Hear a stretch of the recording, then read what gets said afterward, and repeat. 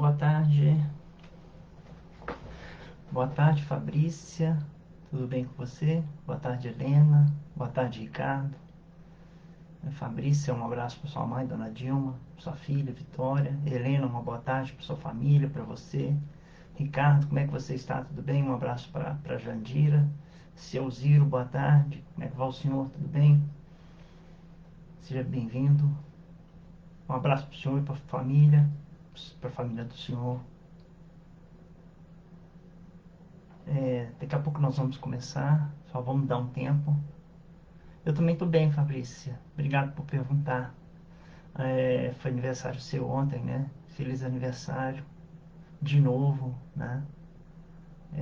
Que Deus te abençoe nessa jornada sua. Ei, Rosa, boa tarde. Seja bem-vinda. Como é que você está? Um abraço para o Nivaldo. Graças a Deus, Ricardo. Também. Muito obrigado, Fabrícia. Hoje é dia do abraço, Fabrícia. Né? Hoje é dia 22 de maio, não é isso? Eu já recebi alguns felizes dias do abraço, né? Então, um abraço para todos vocês. O Alisson, então tá bom, Alisson, obrigado. Manda um abraço para Fabiola para mim. Deus te abençoe. Um abraço para você e um abraço para Fabiola. Marcelina, boa tarde. Nós já temos 2 minutos de vídeo e como nós só temos uma plataforma, né? Daqui a pouco nós vamos começar fazendo uma oração. Nós só trabalhamos atualmente no Face. Nós estamos querendo, nós estamos pensando como fazer, né? Para estender essas plataformas para o Instagram ou então diretamente no YouTube, mas nós não sabemos. Nós estamos esperando, né? Que alguém nos ensine para que a gente possa trabalhar também na plataforma do Instagram, direto com o YouTube ou direto com o Face, não sei, que foi um pedido que nós recebemos, agora nós temos que providenciar alguém que nos ensine. Noêmia, um abraço para você, tudo bem? Deus te abençoe, Noêmia. Um abraço para a família, em especial para Raquel e para os meninos. Daci, boa tarde. Um abraço para Adelaide. Vamos fazer uma oração, né? Acho que já chegou muita gente que participa. Vamos fazer uma oração de agradecimento ao Pai por essa oportunidade de estarmos reunidos em nome de Jesus, em nome da espiritualidade superior, em nome do nosso Pai, que nós possamos ter o equilíbrio suficientes para, através do nosso estudo, do nosso diálogo dessa tarde, possamos sair renovados, cheios de esperança, cheios de novas energias, boas energias, com esperança e paz nos nossos corações. Agradecemos, né, e devemos agradecer sempre aos mentores da nossa casa, Irmã Lu, da casa da Irmã Lúcia, em particular a Irmã Lúcia, que tanto faz por nós todos os dias. Rosa, mas eu tenho que aprender. Juliana, boa tarde. Eu não sei como é que usa o Google Meet, não. Cecília, boa tarde. Um abraço pro Ricardo. Depois a gente conversa sobre isso. Rosa, você vai me dar umas dicas. Vamos começar o tema da tarde falando sobre o Código Penal da Vida Futura, né? Ei, Tânia, boa tarde. O Código Penal, um abraço para você, para sua família toda, para os meninos, para o marido. O Céu e o Inferno. O Código Penal da Vida Futura está no Céu e Inferno, na página 55, nessa edição aqui, ó, né? 55 mais ou menos. E nós vamos falar do Código Penal, parte 1.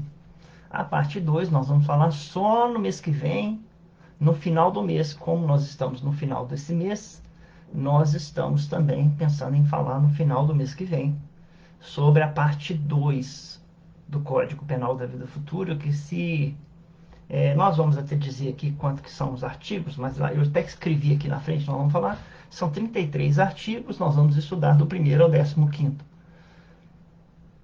E depois do 16º, nós vamos falar no mês que vem. Por que que eu dividi 15? É porque no 16º, 17º e 18º tem um tema muito importante que nós não podemos dizer tão rapidamente assim. Então nós vamos estudar muito mais profundamente a partir do 16º do mês que vem, né? Se vocês quiserem também, já convidando vocês, né, a estarmos reunidos aqui no mês que vem para estudar o Código Penal.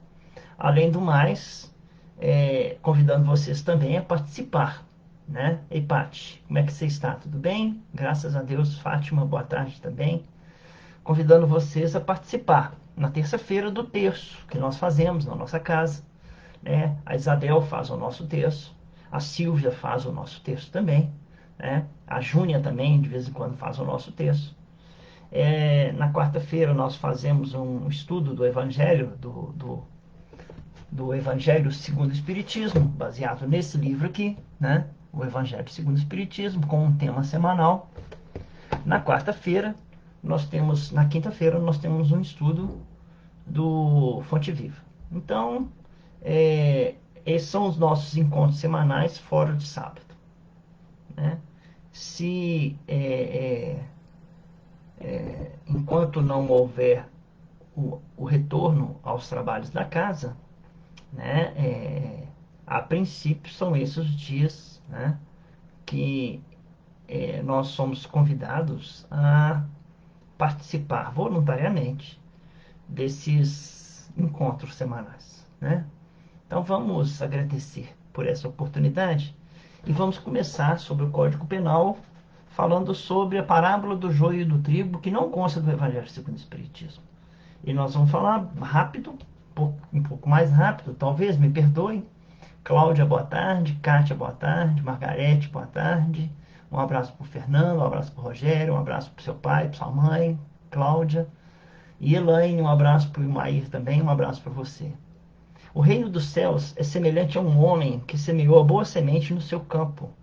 Enquanto todos dormiam, veio o seu inimigo e semeou o joio no meio do trigo. E foi-se embora. Quando o trigo cresceu e começou a granar, apareceu também um joio. Os servos do proprietário foram procurá-lo e lhe disseram: Senhor, não semeaste boa semente no teu campo? Como então está cheio de joio? Ao que este respondeu: Um inimigo é que fez isso. Os servos perguntaram-lhe: Queres então que vamos arrancá-lo? Ele respondeu: Não, para não acontecer que ao arrancar o joio, com ele arranqueis também o trigo. Deixai-os crescer juntos. Com ele arranqueis, aliás, deixai-os crescer juntos até a colheita. No tempo da colheita, direi aos ceifeiros: arrancai primeiro o joio e atai-o em feixes, para ser queimado. Quanto ao trigo, recolhei-o em meu celeiro. E aí, posteriormente, logo a seguir, né, em Mateus, os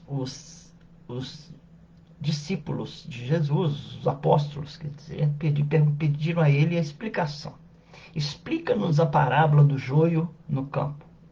Ele respondeu: O que semeia a boa semente é o Filho do Homem. O campo é o mundo. A boa semente são os filhos do reino. O joio são os filhos do maligno. O inimigo que semeou é o diabo. A colheita é o fim do mundo. Os ceifadores são os anjos. Da mesma forma que se junta o joio e se queima no fogo, assim será no fim do mundo. O Filho do Homem enviará seus anjos e eles apanharão do seu reino todos os escândalos e os que praticam a iniquidade, e os lançarão na fornalha ardente. Ali haverá choro e ranger de dentes. Então os justos brilharão como o sol que no reino de seu Pai. Quem tem ouvidos de ouvir, ouça. Quando Jesus cita o fim do mundo, né, a gente precisa entender nos dias de hoje trata-se de um período de transição em que nós, isso eu estou fazendo análise, né, da minha visão espírita, né, como eu enxergo, tratar-se de um período de transição em que, como o planeta, passaremos da condição de provas e expiações para a condição de mundo de regeneração, né? Então, o motivo da gente começar com essa parábola é que textualmente a parábola do joio e do trigo é uma parábola do futuro, futurista, né? Então, pois Jesus cita o futuro, né? Ele fala assim, quando algo acontecerá, e será necessário então haver uma colheita. Ele fala do futuro. Então, Jesus ali, ele não se refere aos momentos atuais, né? Haverá, quer dizer, ele fala assim,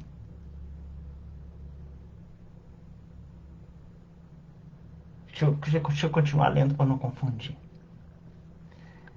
O motivo de começar com essa parábola é que textualmente é uma parábola para o futuro, pois Jesus cita o futuro, quando algo aconteceria, e seria necessário então haver uma colheita. Essa colheita, que nos dizeres da parábola se refere ao joio e ao trigo, representa já, interpretando a parábola como entendimento espírita, os seres humanos que fizeram suas opções, uns preferindo ser o trigo e outros preferindo ser o joio. Muito bem. A gente poderia começar só fazendo uma pergunta que eu não incluí no meu texto, mas assim, é, como que a gente opta por ser o trigo e como que a gente opta por ser o joio?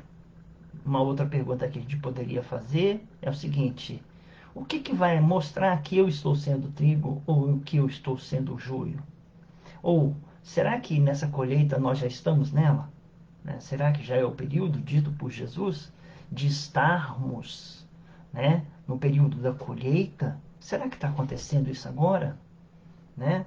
Então, Jesus chegou lá há 2000 anos e é lógico que a colheita não era para ser feita naquele momento.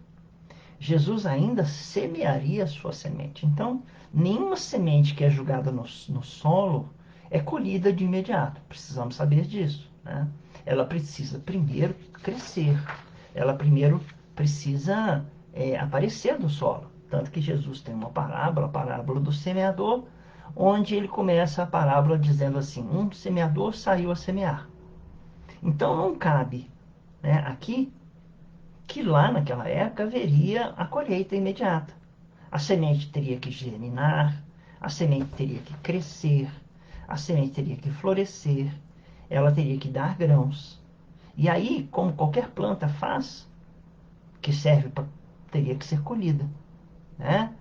Então, assim, ele avisava que, passado um tempo, teria de haver, teria de ser recolhido o resultado do seu plantio. E o seu plantio foi feito no coração dos seres humanos. Com essa parábola do joio e do trigo, ele diz que a semente que ele plantou no coração dos seres humanos, ela ia crescer, dar seu tempo, né? Ela ia passar anos e anos, né? Encarnações e encarnações, e nós iríamos crescendo em entendimento, né? Em hipótese alguma podemos dizer que nós hoje, né, passado esse tempo todo, nós não entendemos qual seriam as sementes que Jesus plantou em nossos corações, né? Nós podemos até ignorar nessa encarnação, por ter nascido, por exemplo, em algum lugar onde o Evangelho não chegue, mas de forma alguma, sendo espíritas, nós poderíamos dizer que nós não entendemos ou não compreendemos ainda o que é a semente de Jesus e quais os resultados da semente de Jesus em nossos corações, né? O chamado de Jesus já acontece, né? Desde aquela época aconteceu e acontece até hoje, né? E o que está acontecendo hoje é que tem muitos ainda resistentes a esse chamado de Jesus, né? Tem muitos ainda que não querem compreender ou acham que não é hora ainda. e não precisam compreender. Ou então, seus olhos estão voltados para as partes materiais e ainda não estão prestando atenção, né, do que está acontecendo. Então, nós estamos resistentes, ou aqueles que estão resistentes ao chamado de Jesus, né, que ainda assim existem muitos, né? Nós temos que trabalhar, né? Se já não é hora, se já não assim necessário um esforço imediato para que nós mudemos a nossa forma de enxergar, de ver, né? É, é, é, é, Se nós já estamos passando desse período tão complicado que passa, se não seria esse período tão complicado, esse período que Jesus citou na parábola do joio e do trigo, né?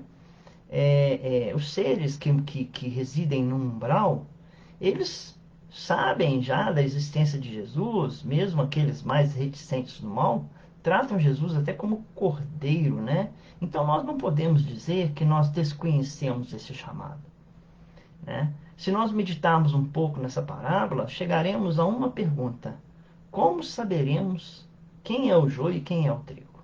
Né? Já tinha feito essa pergunta antes e repito ela agora. Eu acho que pouco importa nós sabermos se nós somos o joio ou se nós somos o trigo, né? Porque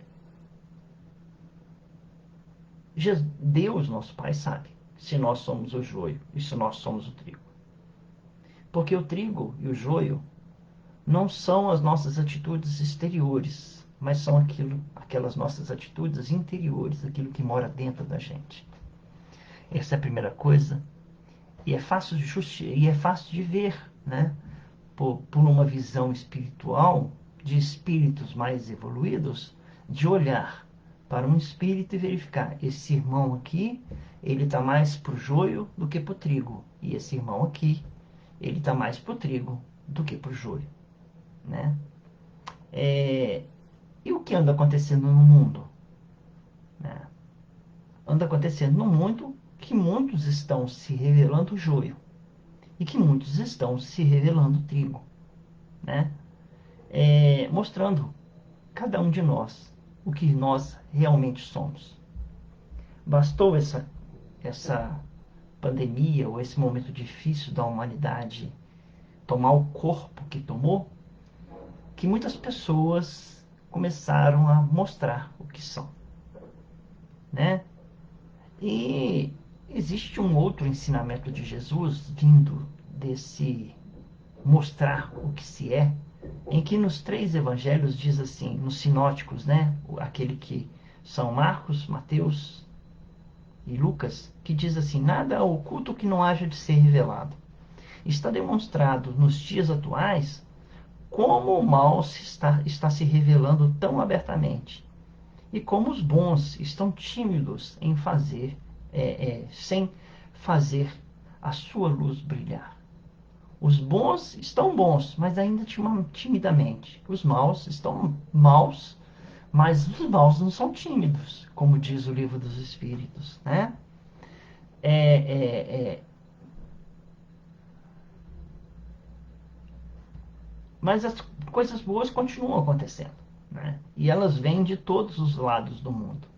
Assim também como coisas ruins estão acontecendo, também vindo de todos os lados do mundo. E é uma questão de escolha, né? Então, nós optarmos por sermos joio ou por sermos trigo. Vocês podem perguntar por que eu, no dia de falar sobre o céu e o inferno, sobre o código penal da vida futura, vou falar primeiramente sobre uma parábola, ou estou falando primeiramente sobre uma parábola, né? Justamente porque quando Jesus falou, ele falou do futuro, e nós estamos passando por um período de futuro, de transição, um marco para a população desse planeta, né? Lentamente nós estamos caminhando, dizem os espíritos, para um mundo de regeneração. E eu falo lentamente Porque não se dorme planeta de provas e expiações e se acorda planeta de regeneração. De forma alguma. Não se dorme, né? Pessoa voltada ao mal e se acorda pessoa boa. Assim também não se dorme espírito desequilibrado e se acorda espírito de luz. Todos nós passamos por fases, por períodos bem marcados, como espírito, né? Como espíritos, que saímos do útero das nossas mães e passamos pelas fases da infância, da adolescência, da juventude, na fase adulta e na velhice, né? O nosso planeta, nós precisamos entender que está na fase de provas e expiações há séculos. Então nós tivemos, estou querendo dar um exemplo, nós tivemos uns séculos em que nós estávamos em provas e expiações, mas ainda espíritos bebês. Teve outro período que nós estávamos no período de provas e expiações, mas já com, como crianças. Nós tivemos a fase de provas e expiações como espíritos jovens. Tivemos adolescência, tivemos adulto, e nós estamos chegando na fase final do mundo de provas e expiações. Nós já somos velhos nesse planeta.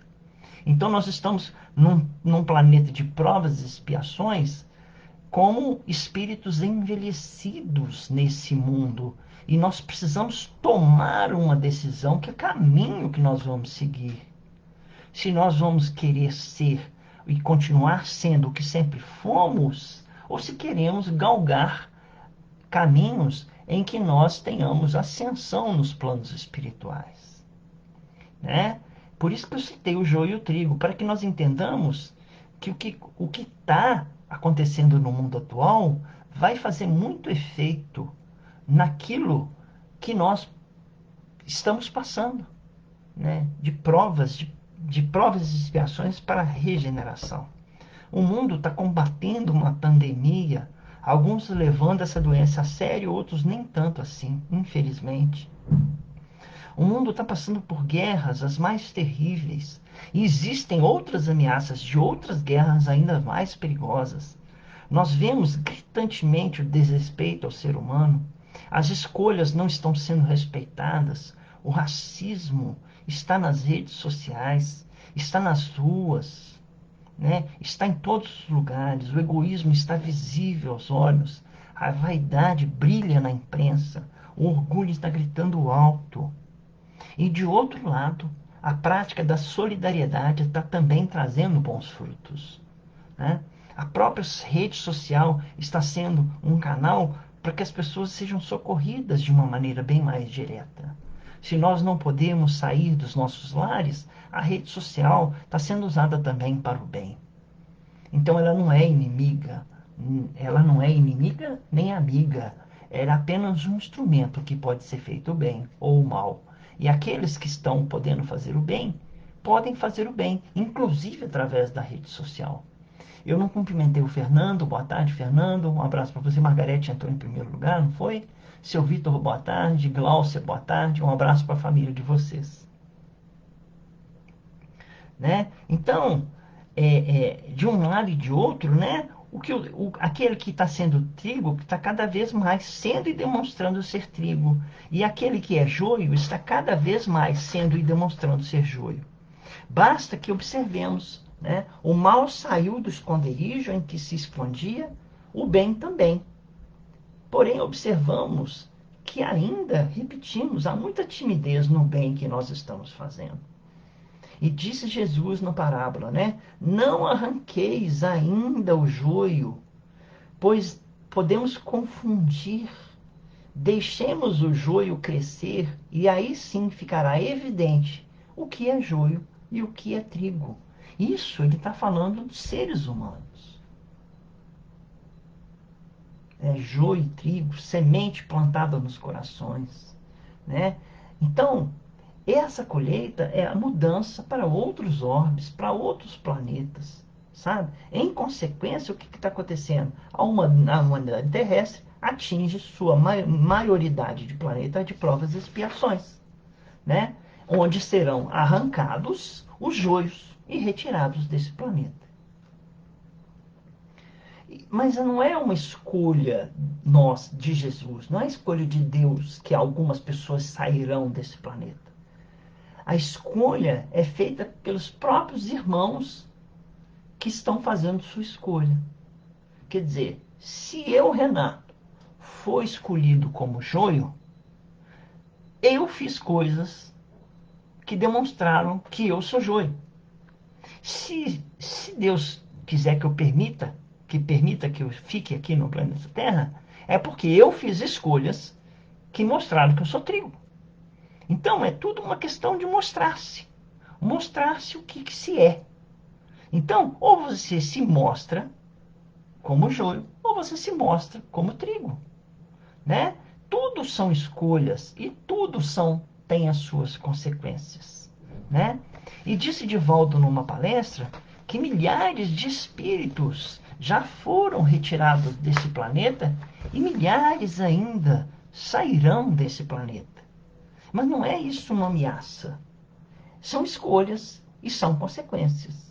É justo na justiça de Deus que aqueles que querem caminhar no bem e na luz tenham seu caminho liberado e que aqueles que não querem colaborar neste bem e nessa luz e que se recusam a caminhar neste mesmo caminho sejam levados para outros mundos, outras estradas, muito mais difíceis, devido à sua condição espiritual precária. Porque o mundo também precisa evoluir além das pessoas. E Allan Kardec, no livro Céu e Inferno, trata deste e de outros assuntos, sabe? O livro Céu e Inferno está aqui, como nós já mostramos no início, né? O céu e o inferno, né? A justiça divina, segundo o Espiritismo, né? Porque nós pensamos, mas a justiça divina castiga?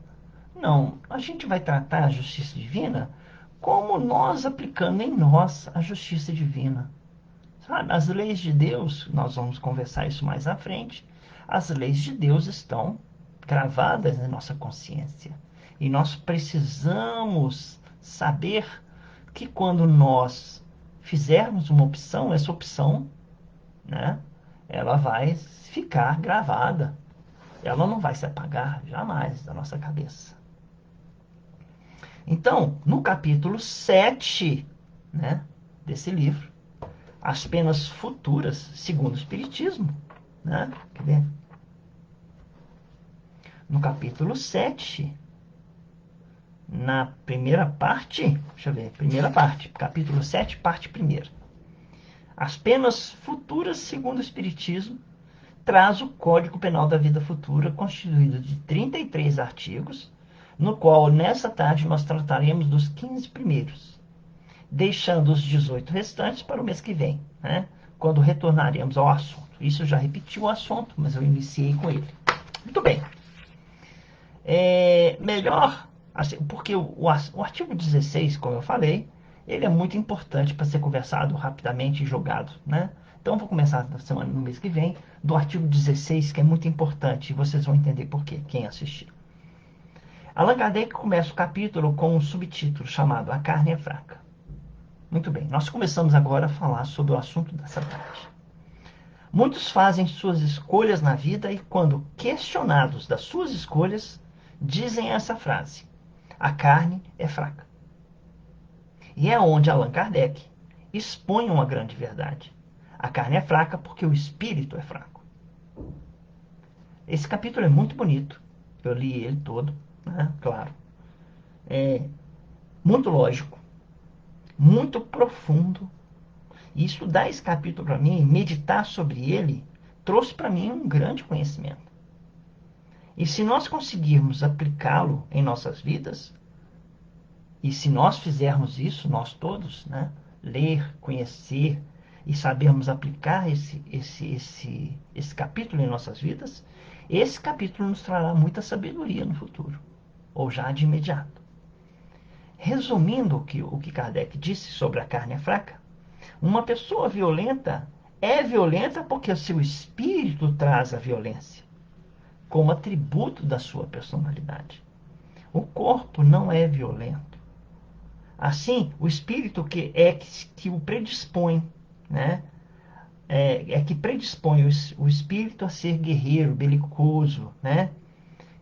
Belicosos vem da palavra bélico, que é guerra, que são armas bélicas, armas voltadas à guerra. O corpo não é violento. Assim, o espírito é que predispõe o corpo a ser belicoso, e não o contrário. Dessa forma, escreve Kardec, a carne não é fraca, senão porque o espírito é fraco, o que reverte a questão, e deixa ao espírito a responsabilidade de todos os seus atos.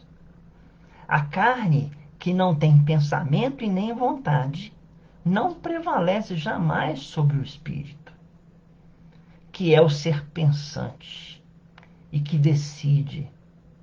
É o espírito que dá à carne as qualidades correspondentes aos seus instintos, igual ao artista, que imprime em sua obra material a marca do seu gênio, a marca do que passa na cabeça dele. Então, não é a mão do artista que faz a obra, é a genialidade do artista que compõe a obra. Não é o artista o artista que escreve o livro, é a genialidade do artista que escreve o livro, né? Tanto que uma obra de arte, seja ela pintura, seja ela escultura, seja ela musical, seja ela de dança, seja ela de qual for, de pintura, de quadros, ela pode ser voltada ao bem e voltada ao mal, porque todas nascem na cabeça da genialidade que a gente tem, da inteligência que a gente tem. Mas como que Allan Kardec chegou a esse código? E aqui eu vou parar para entender e para voltar na base do Espiritismo. Eu fiz um desenho, e você sabe que eu não sei desenhar muito bem. Mas eu vou desenhar para vocês isso aqui, ó. Vamos ver aqui. Aqui vocês estão vendo um triângulo. Nesse lado daqui, ó, está escrito ciência. Desse lado daqui está escrito religião. E na parte de cima está escrito filosofia. Imaginem assim, que nessa parte escrita ciência, tem um homem sentado de frente para a religião, numa cadeira, olhando frente a frente. E aqui na religião, tem um homem sentado olhando e encarando a ciência. Os dois, um de frente para o outro. E a filosofia aqui no meio, entre os dois, entre ciência e religião. Então, o Espiritismo é o quê? Ciência, religião e filosofia. Assim definiu Allan Kardec.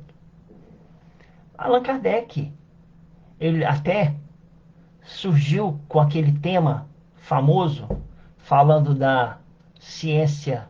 Ciência é a razão, religião é a fé.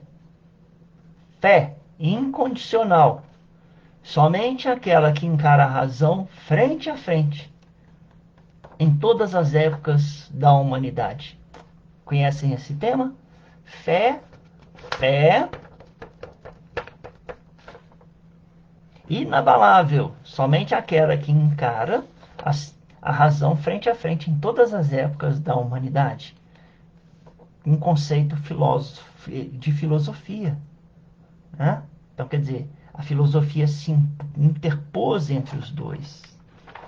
Então, escreve Allan Kardec, por isso que eu falei disso. O Código Penal, ele não é fantasioso, ele é baseado em observações, ele é científico. Conversas com espíritos de todas as classes, escreve Allan Kardec.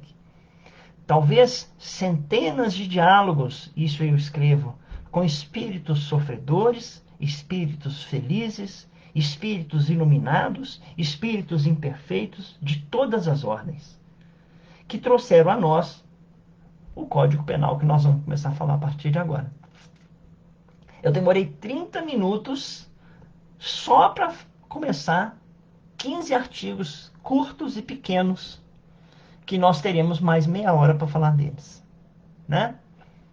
Então, o código ele surgiu da parte científica, né? Foi na parte científica também que Allan Kardec previu o lema: conversando com espíritos felizes, espíritos imperfeitos, espíritos de luz, espíritos malignos, espíritos ignorantes, de todo tipo ele conversou. E todos eles que chegavam a um tipo de felicidade diziam: a melhor felicidade está em servir ao próximo. Ah, muito bem. Com esse tanto de conversa, um dia ele perguntou: é a caridade que salva? E aí o Espiritismo, né, lançou o seu lema: fora da caridade não há salvação. Não é porque é um aspecto só religioso da fé, não. É porque Allan Kardec descobriu, conversando com os espíritos sofredores, que lhes faltou a caridade para serem felizes. E conversando com espíritos felizes, disse que esses fizeram caridade e por isso são felizes. Então, fora da caridade não há salvação. O Espiritismo é muito lógico nesses temas. E nós precisamos alcançar essa lógica. Às vezes é gritante essa lógica em nossos corações e nós não queremos seguir. Nós precisamos dar importância maior aos nossos pensamentos. Ei, Neide, boa tarde, querida. Tudo bem com você? Seja bem-vinda. Um abraço para Washington. Então, começa os artigos assim. Aí, agora eu vou falar dos artigos. Artigo primeiro. E eu não vou numerá-los, só vou numerar o primeiro para vocês falarem que eu estou falando do primeiro. O espírito sofre, na vida espiritual, as consequências de todas as imperfeições das quais não se despojou durante a vida corporal. Se é feliz ou infeliz, é devido às suas atitudes, para o bem ou para o mal. Esse é o artigo primeiro. Eu vou repetir, mas não vou repetir todos. O espírito sofre na vida espiritual as consequências de todas as imperfeições das quais não se despojou na sua vida corporal. Nós somos convidados a julgar fora as nossas imperfeições. Se é feliz ou infeliz é devido às suas atitudes, para o bem ou para o mal. Não é possível o homem ser feliz, porque a felicidade é um estado de perfeição. E o homem ainda não é perfeito. No entanto, caminhará para sê-lo. Enquanto imperfeito, encontrará pela frente sofrimentos e privações. Nós somos espíritos imperfeitos. Se somos espíritos imperfeitos, encontraremos na nossa frente sofrimentos e privações. Quando nós adquirimos uma qualidade, diminui nosso sofrimento. E temos o prazer de dar um passo à frente para a nossa perfeição. Allan Kardec não fala assim, feliz, ele fala prazer. Por quê? É um prazer quando eu acerto. E ele vai usar outro termo para o erro, tá? Então ele diz, quando adquirimos uma qualidade, diminui nosso sofrimento e temos o prazer de dar um passo à frente para a nossa perfeição. Agora, nós já estamos no quarto item. Não há uma só imperfeição qualquer, não há uma só imperfeição qualquer que não traga uma consequência deplorável, inevitável. Assim como não há uma qualidade qualquer que não seja uma fonte de prazer e contentamento. Então, quer dizer, vou repetir, não há uma imperfeição que não traga uma consequência inevitável. Assim como não há uma qualidade que não seja uma fonte de prazer. A lei de progresso faculta o homem a adquirir as qualidades que lhe faltam, permitindo também que se afaste de todos os tipos de imperfeições. Tudo isso conforme o esforço que ele faz e sua força de vontade. Para cada um, o mérito das suas obras. Então, ele, por observação, verificou que a cada um segundo as suas obras. Aquele espírito que ia lá conversar com ele e era infeliz, ele tinha coisas que fizeram com que ele fosse infeliz. Aqueles espíritos que estiveram com ele, escrevendo coisas para ele, porque era tudo feito na escrita, e não era só dentro de um centro espírita, eram vários centros espíritas. Quando eles diziam por que eles eram felizes, eles diziam porque eu fiz coisas e obtive qualidades, eu fiz a caridade, eu servi ao próximo, por isso eu sou feliz. E aquele outro dizia, eu sou infeliz, por quê? Porque eu faltei, errei, como é que fala? Errei, não sou perfeito, não fiz o bem, não servi, fui egoísta, etc. Então a lei do progresso faculta ao homem adquirir as qualidades que nos faltam, né? Permitindo a nós que nos afastemos de todos os tipos de imperfeição que nós tivermos força de vontade para isso, né? Porque tem um mérito, nós precisamos trabalhar segundo a nossa necessidade de sermos felizes. Estando o sofrimento ligado à imperfeição, então, estando o sofrimento ligado à imperfeição, sofrimento e imperfeição, e o prazer ligado à perfeição, prazer e perfeição, sofrimento e imperfeição, a alma carrega consigo mesma o seu castigo, por toda parte que se encontre. Assim, o inferno está em toda parte onde hajam sofredores, e o céu onde se encontrem almas felizes. O céu e o inferno não são lugares circunscritos. Por isso que muitas pessoas dizem, né, que morar aqui no planeta Terra é um inferno. E é, realmente. E outra coisa, né, é,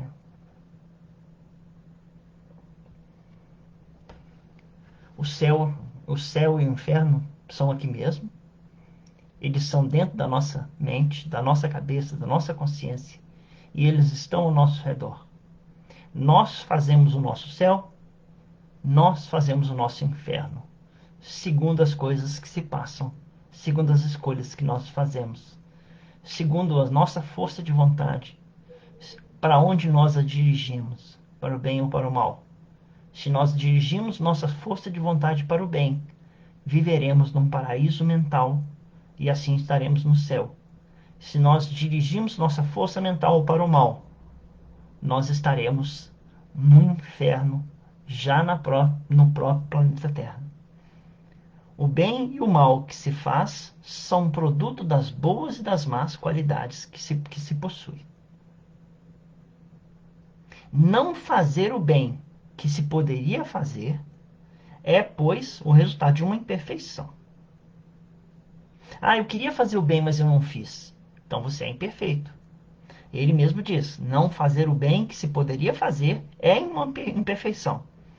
Se toda imperfeição é uma fonte de sofrimento, o espírito deve sofrer não apenas pelo mal que fez, mas por todo o bem que poderia ter feito e não fez durante a vida terrestre.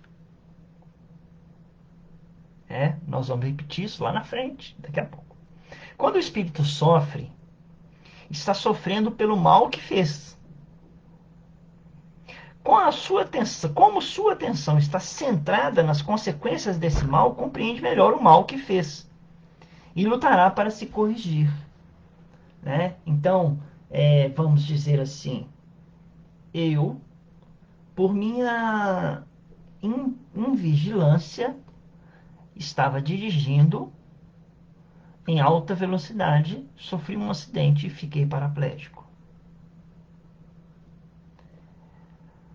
Eu sinto que tudo aquilo que aconteceu comigo, existe uma causa. Essa causa é eu estava dirigindo rápido e com invigilância causei um acidente e fiquei tetraplégico ou paraplégico. Muito bem. a consciência desse mal, e eu fico tão focado nesse mal, que na próxima vez que surgir a oportunidade de eu voltar a caminhar na próxima encarnação, eu vou ser mais vigilante, porque eu centrei tanto o meu foco naquilo que eu fiquei de errado, que eu fiz de errado, que nunca mais eu farei de errado. Mas precisou de eu passar por um sofrimento para aprender a fazer o certo. É isso que aqui ele quer dizer. A justiça de Deus é infinita e tem uma contabilidade. Lá naquela época não existia a palavra contabilidade, Allan Kardec usa contas. A justiça de Deus é infinita e tem conta rigorosa do bem e do mal. Não há uma única ação má, um único mau pensamento que não tenha suas consequências. Não há também uma única boa ação ou um único bom movimento, pensamento da alma, o mais leve mérito que seja perdido. Mesmo entre as pessoas mais perversas, pois já é um começo de progresso. Então, tudo é contado na justiça de Deus, porque ela é infinita e ela olha tudo, né? Então ele diz aqui depois na sequência, toda falta cometida é uma dívida contraída que deve ser paga, ou na própria existência, ou na seguinte, ou seguintes. Existem situações em que nós fazemos de tão errado que uma encarnação só não dá para desfazer. Serão necessárias 2, 3, 4, 5 encarnações para nós voltarmos ao caminho de origem. Passaremos 5 encarnações, 4, 3 encarnações só para corrigir o nosso problema. E só depois de corrigido o nosso problema, nós voltaremos ao caminho que nós estávamos antes de fazer o nosso problema. Então, toda falta cometida é uma dívida contraída que deve ser paga ou na própria existência ou na seguinte ou seguintes, pois todas as existências são solidárias umas com as outras. Aquilo que foi pago numa existência não deverá ser pago por uma segunda vez. Pagou, tá quites, não repete. O espírito sofre a pena de suas imperfeições, seja aqui no mundo ou no mundo espiritual. Todas as misérias, todas as vicissitudes são consequências das nossas imperfeições, onde expiamos as faltas cometidas. Então podemos deduzir que o que fizemos no passado, aliás, assim, podemos deduzir o que fizemos no passado estudando os nossos sofrimentos e nossas vicissitudes. Eu fiz esse estudo sério na minha vida uma época. Eu estava passando por situações bem chocantes para mim. E eu, já conhecendo o Espiritismo, já trabalhando na casa da irmã Lúcia, eu já tive a oportunidade de fazer um monte de balanço, né? Que falando, se eu estou passando por isso, eu devo ter feito isso. Se eu estou passando por isso, eu devo ter feito aquilo. Se a vida está me cobrando isso, eu devo ter feito isso numa vida passada, né? Então nós podemos deduzir o que fizemos no passado estudando os nossos sofrimentos e os nossos vícios. A expiação, é preciso que a gente entenda, eu vou dar uma parte aqui, é o seguinte, é preciso que a gente entenda que ninguém vem aqui para ter um vício, vicissitude, vício, vamos supor. Se você tem um vício, ele veio com você para você combatê-lo, e não para você mergulhar nele. Então nós podemos deduzir que se eu fumo hoje, muito provavelmente eu devo ter fumado na vida passada. Se eu tenho o vício do cigarro aqui, eu tenho o vício. E eu vim não para continuar meu vício, eu vim para cortar ele.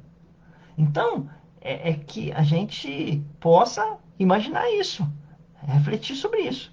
Eu não vim para alimentar meu vício que eu já tenho. Eu vim para cortá-lo. A expiação varia de acordo com a natureza e a gravidade das faltas.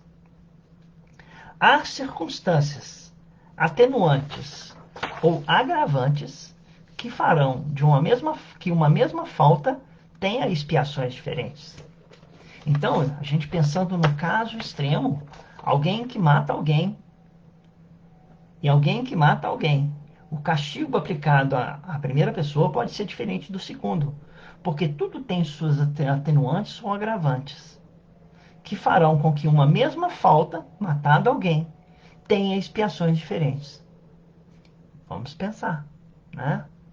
Não há regras absolutas e uniformes sobre a duração do castigo. Allan Kardec chama aqui de castigo, né? Mas é a consciência. E a gente vai saber disso agora mesmo. A única lei geral é que toda falta recebe sua punição e que toda boa ação recebe sua recompensa, segundo o valor dela. Segundo o valor significa o quê? Tipo assim, você fez uma boa ação? Fez. Teve alguma intenção atrás? Não. Então tem um valor. Teve uma intenção atrás? Tem. Então tem outro valor. Então, não há regras absolutas e uniformes sobre a duração do castigo, da pena, do sofrimento. A única lei geral é que toda falta recebe sua punição, mas tendo seus atenuantes, e toda boa ação tem sua recompensa, mas segundo os seus valores. Né? A duração do castigo está subordinada à melhoria do espírito culpado. Nós já estamos terminando, viu, gente? Não vai ter menos de 1 hora hoje. A duração do castigo está subordinada à melhoria do espírito culpado. Essa melhoria deve ser séria, efetiva e ter um retorno sincero ao bem. Condenar por tempo indeterminado, aliás, condenar por tempo determinado tem um duplo inconveniente. Que sejam, se melhorar, antes tem ainda um tempo a cumprir. Ou se não melhorar, ele é liberto antes do tempo. Enquanto há mal, há punição. Então, vamos imaginar assim. Alguém vai ser punido por cometer um crime, mas ele pode ser liberto se ele melhorar antes. Então vem um juiz e fala assim: eu te condeno a 10 anos de prisão. Chegou no 6º ano, esse irmão já era um espírito bom. Mas como houve um prazo determinado de 10 anos, ele tem que ficar 4 anos a mais na prisão, mesmo tendo melhorado. No outro caso, chegou aos 10 anos, ele ainda não tinha nem se arrependido do mal que fez. Mas como a lei era só 10 anos, o juiz deu a ele 10 anos, ele é libertado com 10 anos sem ter se arrependido do mal que fez. Então a duração do castigo está subordinada à melhoria do espírito. Quando ele melhorar, ele sai do castigo. Sejam que demore 1 ano, 2 anos, 6 anos, 20 anos, 30 anos, ele só vai sair do sofrimento assim que melhorar. Assim é mais justo. Um espírito que não melhora nunca sofre, nunca. O espírito que não melhora nunca sofrerá para sempre. Nunca. Mas os espíritos não creem que sofrerão para sempre. Por quê? Porque para eles parece um castigo que lhes parece eterno. Então nenhuma pena é eterna. Nenhuma pena é eterna. Um dia o espírito vai mudar. Um dia o espírito vai ser um espírito bom. Só que pode demorar para algumas pessoas e pode ser rápida para outras. E nós podemos escolher nas nossas vidas. Assim, né, nós terminamos, mas aí para falar sobre, né, o que nós poderíamos recomendar depois de ler esse Código Penal até o 15º artigo. O que nós poderíamos conversar? Eu assisti uma entrevista, uma palestra ontem, de uma palestrante chamada Sandra Borba, com o título Conhecimento, Conscientização e Responsabilidade, né? E diz assim que eu teria a recomendar o quê? Que nós fôssemos atrás do conhecimento. É a primeira coisa. Nós dissemos há pouco que o conhecimento traz a sabedoria, mas desde que nós saibamos aplicar o conhecimento no bem. Não foi isso que nós dissemos, né? Conhecimento aplicado no mal traz as trevas. Conhecimento aplicado no bem traz a luz. Nós vamos dar um exemplo da Segunda Guerra Mundial, que os cientistas descobriram, né, a quebra do átomo. né? Hoje o átomo é trabalhado para curar vidas no hospital, mas naquele primeiro momento usaram o átomo para explodir uma bomba atômica em cima de Nagasaki e Hiroshima. O conhecimento não trouxe luz para aqueles irmãos que explodiram uma bomba atômica lá na Guerra Mundial. Conhecimento aplicado ao mal traz as trevas. Conhecimento aplicado no bem faz a luz. Busque conhecimento. Jesus ensinou: conhecereis a verdade e a verdade vos libertará. Nesse ensinamento de Jesus, nós temos três elementos. Três elementos quais são? Conhecimento, conhecer, verdade e libertação. Conhecer, verdade, libertação. Conhecer a verdade nos libertará. Busque conhecimento, então. O conhecimento aumenta nosso campo de observação. Facilita, assim, a possibilidade de discernir. Porque nós precisamos discernir, usar a razão como cientistas mesmo, para saber fazer escolhas melhores, o livre-arbítrio. Porque nós podemos usar o livre-arbítrio para fazer más escolhas ou boas escolhas. Então, né, busque conhecimento, porque ele aumenta o nosso campo de observação, facilitando a possibilidade que nós temos de discernir entre o bem e o mal. Porque nós precisamos discernir para saber fazer escolhas. Adquirindo conhecimento, nós ficamos cientes de como as coisas se desenvolvem, de como as coisas são feitas. Cientes significa o quê? Isso é, conscientes. Nós exercitamos a nossa consciência. Você tem o conhecimento e agora pode exercitar a sua consciência. Allan Kardec mesmo, no livro dos Espíritos, os Espíritos respondem onde estão escritas as leis divinas. Na nossa consciência estão escritas as leis divinas. Então, você primeiro adquire o conhecimento para saber lidar com as leis divinas, né? Que estão escritas onde? Na nossa consciência. Conscientes de que fazer o mal é ruim e de que fazer o bem é bom. Você chegou a essa conclusão porque você observou, você viu que fazer o bem te traz o prazer, fazer o mal te traz sofrimento. Então, pela observação em você e no outro, você vê que fazer o bem é bom, fazer o mal é ruim. Conscientização é um trabalho interno, de mim para comigo mesmo. Né? Eu não preciso falar com o próximo, você tem que se conscientizar, né? Se ele não quer se conscientizar. Você tem que aceitar a minha opinião, é respeito. Mas você tem que seguir os meus passos, é opção. Né?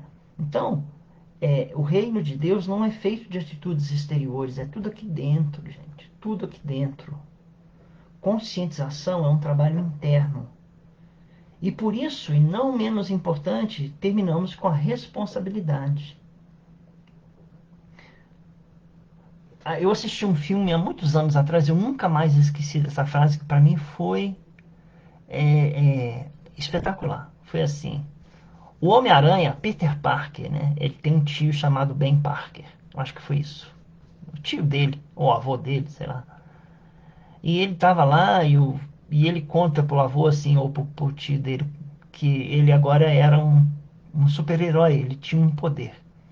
E o pai e o tio dele chega para ele, que é um pai de criação, né? E diz para ele assim: cuidado, grandes poderes, grandes responsabilidades. Vocês se lembram desse filme ou dessa frase? Ela foi feita por esse cineasta, né? Aquele que fez o Homem-Aranha, ele fez grandes poderes, grandes responsabilidades. Acontece que nós não entendemos essa cena, porque com o conhecimento e a consciência nós adquirimos o poder de discernir e o poder de escolher. E o poder de discernir e o poder de escolher dão-nos grandes poderes. E com grandes poderes, grandes responsabilidades. Se você tem esses poderes, eles te fazem responsáveis por todo o bem que você fez, por todo o mal que você fez e por todo o bem que você poderia ter feito e não fez. Nós somos responsáveis por todo o bem que nós fizemos, por todo o mal que nós fizemos e por todo o bem que nós deveríamos ter feito e não fizemos. Nós temos um poder na mão, o poder de escolher, o poder de discernir. E é disso que trata o Código Penal, que nós acabamos de comentar. Né? Grandes poderes, grandes responsabilidades. Por isso que nós não podemos negar que quando o Código Penal da vida futura atua em nós, não atua em nós de graça. Atua em nós porque nós escolhemos que ele atuasse. Foi uma escolha pessoal nossa. Nós optamos em seguir o caminho do mal. E para ele nós devemos resgatar. E nós optamos em seguir o caminho do bem. Recompensas, méritos e prazeres. Nós teremos, porque a justiça de Deus ela é perfeita. Dá a cada um segundo o mérito de suas obras. Agradecemos a Deus neste momento pela oportunidade que tivemos de um diálogo em que trouxe e trará a todos nós grandes frutos nas nossas vidas, que ele possa fazer e florescer em nossos corações. Assim como a semente plantada de Jesus em nossos corações, possamos ser o semeador que sai a semear neste mundo de provas e expiações ainda, a levar a semente de Jesus ao coração dos aflitos, ao coração dos necessitados, ao coração dos sedentos, ao coração dos famintos, do corpo e da alma. O Mestre Jesus ainda tem grandes milagres a realizar em nossos corações. Que ele encontre pessoas de boa vontade, para que quando a caridade surgir à nossa frente, nós tenhamos condições de fazê-la por desejo de fazer o bem. Muito obrigado, Senhor. Agradecemos a nossa mentora, a irmã Lúcia, por tudo quanto tem feito por nós. Graças vos damos, Senhor, por vossa imensa glória. Que assim seja. Louvada seja a luz que nos uniu no amor do Cristo. Uma boa tarde a todos e fiquem com Deus. Ei, Tânia, um abraço para você. Tô com saudade de você. Fiquem com Deus. Boa tarde, Helena. Dá licença que eu vou desligar. Brito, muito obrigado.